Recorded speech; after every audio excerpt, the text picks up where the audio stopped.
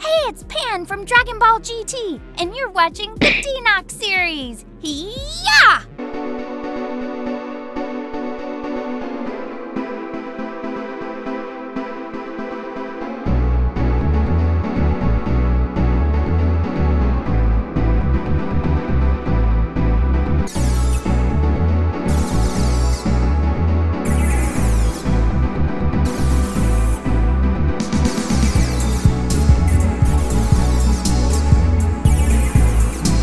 I'm back in Dallas, Texas.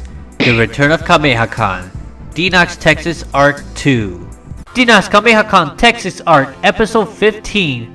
The interview of Rick Robertson and Elise Baughman with Denox. Hello everyone, this is DenoxSeries speaking once again, and I'm here in Rick's studio.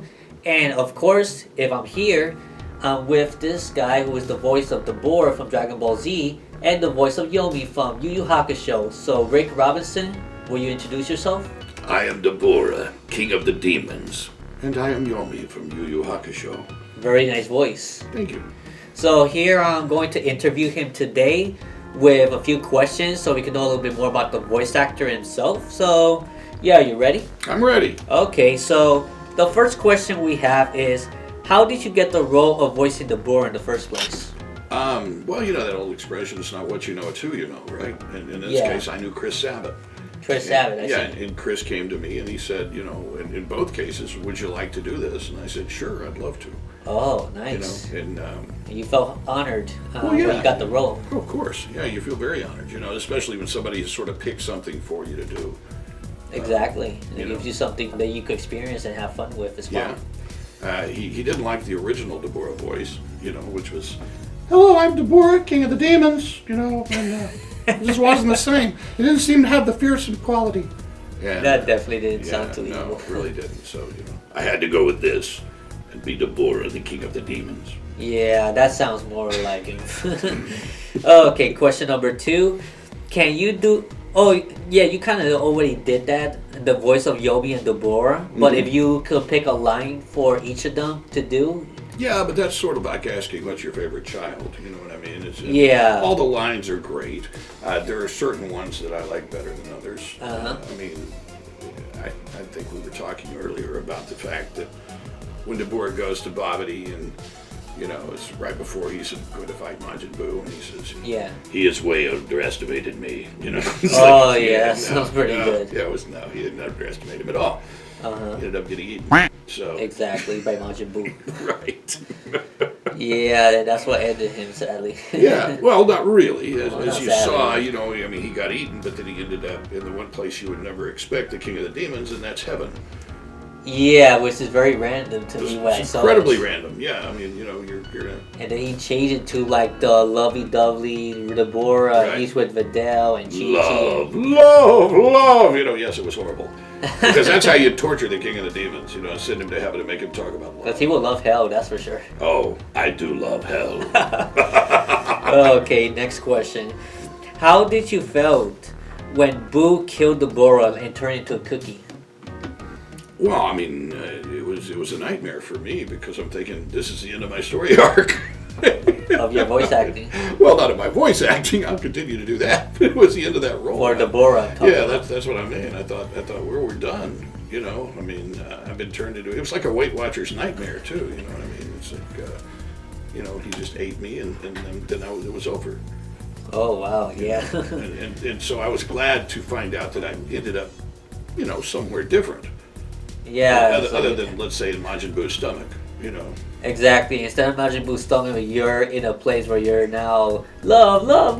Right. Something like that. Exactly. You make a better voice than I do, but yeah, you get the idea. Love. Yes. Okay, now we have a final question for you.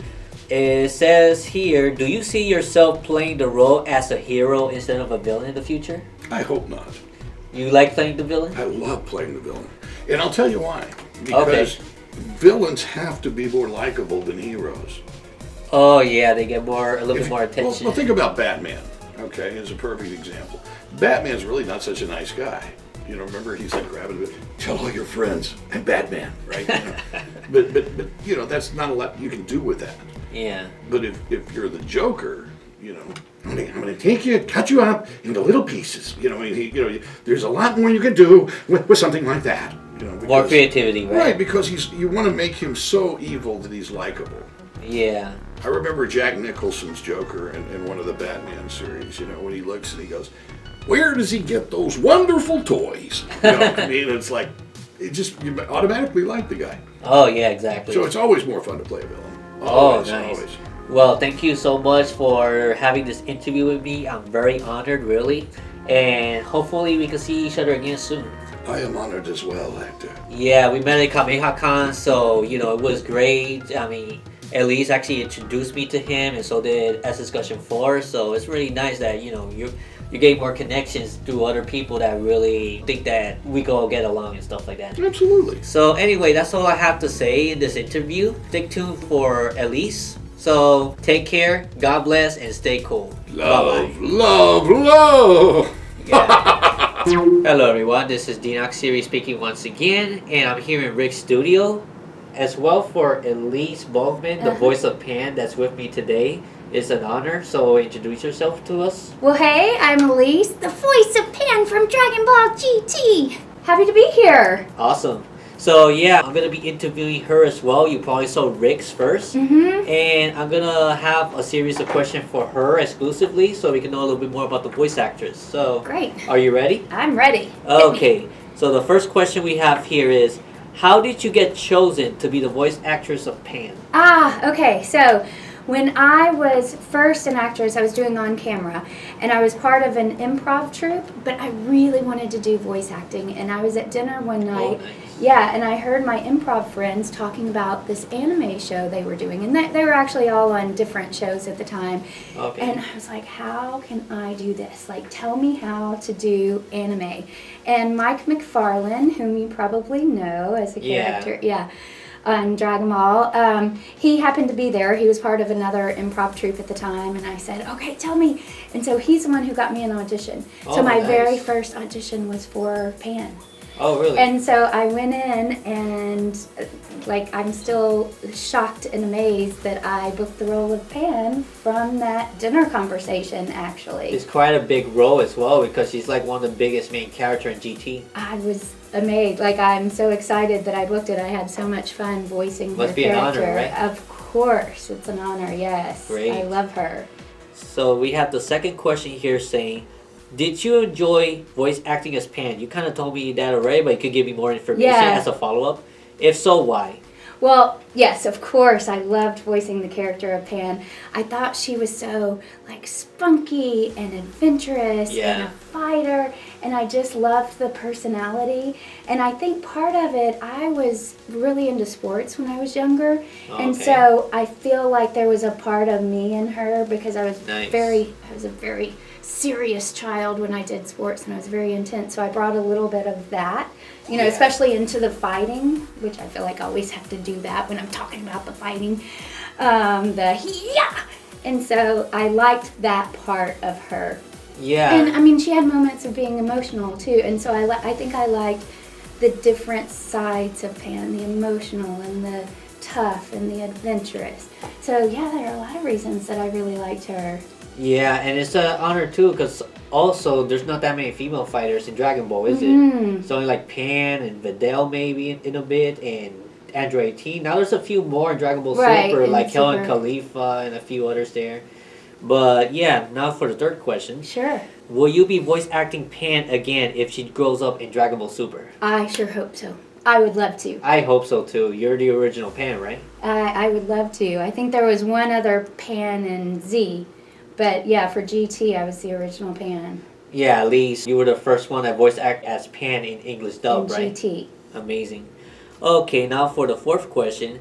Are you still willing to visit Puerto Rico one day if Puerto Rico KamehaCon or AguadaCon ever invite you? Yes! I love Puerto Rico. I've been to Puerto Rico before. Really? Yes! Is that so? Yeah, What's your have we not experience? talked about that? A little bit, but we may not detail. have. Yeah, we've been talking a lot. This was actually our first time to meet in person. Yeah, that's true. Because we've been friends and we've been talking on Facebook, but it was our first time to meet in person, so we may not have. I've been to Puerto Rico one time. I would love to go to Puerto Rico for that. Oh, yeah. So Absolutely. I'm going to try my best, even if it takes years, to try to get you in there. I don't know how am I going to do it, but I'll be hopefully walking I with can the get cane around. one day and go, oh, I'm No. finally here for Hopefully the way Comic-Con. Hopefully way before that. Yeah. No. Okay, so yeah, I would love to see her in Puerto Rico eventually, and also we have SSJ Gushin 4 and Stephanie Nadoni that I'm yeah. trying to bring in as well. That'd be cool to go with, Yeah. like, have all three of us go. Exactly. Now it's confirmed that the voice of Pam really is interested in going to Puerto Rico Comic-Con. So in case you're seeing this on staff of Comic-Con,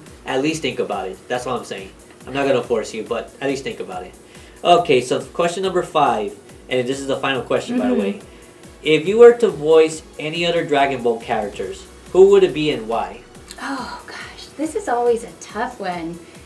I don't know. Since Rick has been here and you've interviewed him, Yeah. I'll say the voice of DABURA. Is that a terrible impression? Wait, one question. When It's a he did terrible the impression. when he did the interview with Gushin, for example, he was saying that you be the voice of DABURA, and I'm like, what? Really? I know. Can you really do We've it? got a little video clip for you. I gotta check that out. You've then. got to check it out. Yeah. If that's the case and you do good, I'm like, wow, you never know. Female people out there, they can actually voice as guys as well. We saw Stephanie voicing as Kid Goku, Kid Gohan. she does a great little boy voice. Yeah. Yeah, and it sounds just like a little boy, not a little girl. So you can imagine that. And Luffy, Monkey D. Luffy from One Piece, is voiced as a female as well. But it sounds more like a little boy. It's funny. Yeah. Yeah. So that's all the questions I have for Elise Baughman. It's been an honor doing this interview with her. This is great. Thank I love you for it. everything. Absolutely. And It's been so fun. And hopefully we can hang out more in the future as well. Yeah. So until next video, guys, thank you a lot for watching. Hope you enjoyed the interview, especially if you're a fan of Pan, like SSJ Gushin 4 and a few others. Bye-bye. See you later. Okay. Hello. Hey. So now we're gonna head to dinner to meet several other Dragon Ball voice actors, and I'm here going with Elise and Steph, right here. Yep. So AKA SS Gushin 4. So yeah. Hello. More lighting. Yeah, there's more lighting out here.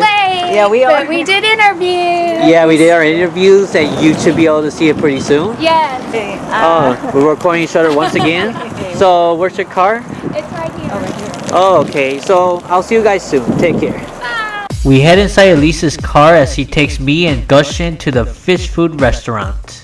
Okay, guys, we're here going to a seafood restaurant here in Texas.